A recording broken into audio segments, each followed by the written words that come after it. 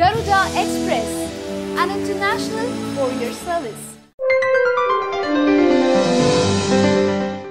గుజరాత్లోని సరంగ్పూర్ జిల్లాలోని ఆంజనేయుడి దేవాలయాన్ని భక్తులు పెద్ద సంఖ్యలో దర్శించుకుంటారు.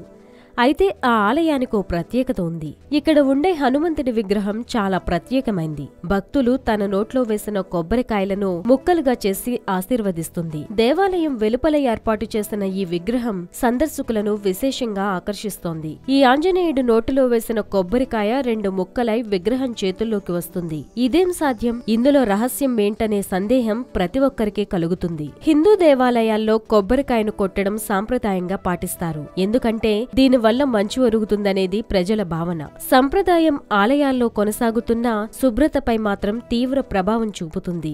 ఆలయాల పరిసరాల పరిశుభ్రత కోసం చాలా మంది కార్మికులు పనిచేస్తుంటారు.